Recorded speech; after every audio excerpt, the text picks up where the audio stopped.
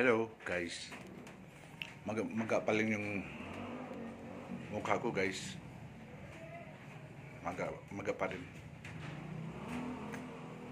Dapat sa akin lagi ako nakangiti para hindi halata.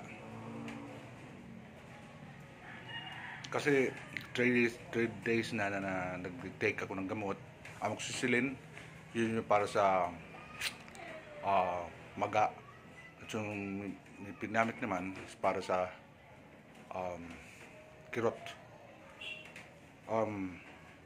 Noong nakarang araw lagi ko nagmamask guys. Kasi talagang malaki to Talagang tingin ko tabingi talagang mukha ko. So dahil nahiya ako, nagmask ako. Sa ngayon naman di nagano, sawa ng Diyos. Almost 4 days na nag-take ako ng gamot. Kasi yun ang take ko dahil yung sinabi sa akin ng doktor nung last na nagpabunot ako. Ang sabi niya sa akin, yun ang kanyang reseta.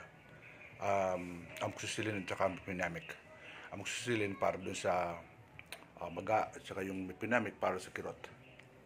Yeah, guys. Ang causes kasi ng pagmaga ng ngipin ko na siguro init ng araw. Kasi madalas ako pumunta sa UL. Ang oras ay 9 to 10, 11, saka 12. Inabutan ako ng ganung oras.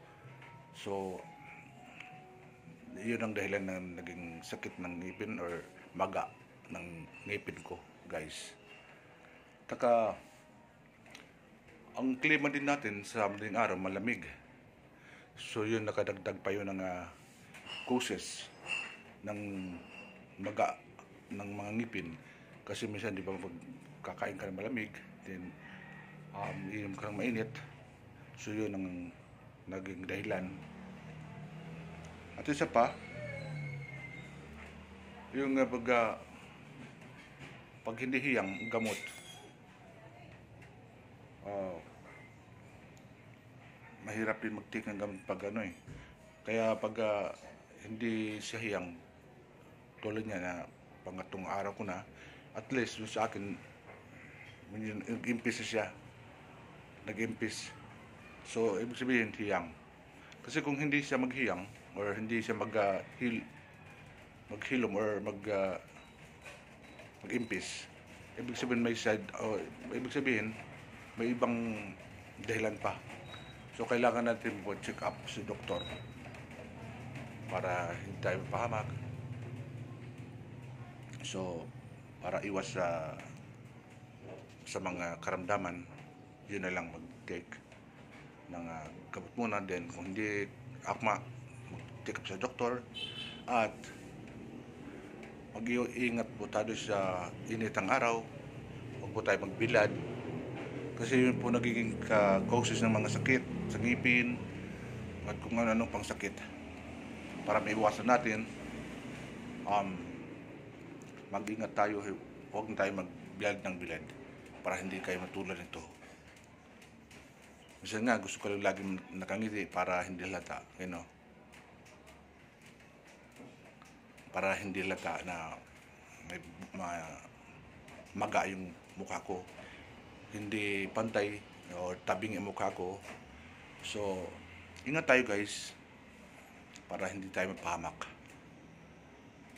Yun na naging cause ng So, bagay yung ngipin ko kasi may crack sa ilalim. So, yun, dagdag pa yun sa pagiging causes ng sakit sa ipin. So, para may iwasan, sa bagay, lahat tayo may ngipin. Hindi natin may iwasan yan. So, lahat tayo magkakaranas ng ganito. Pero, mas maganda na yung ingat tayo para okay lahat. Yun lang guys. Thanks for watching. Thanks for watching. God bless us all.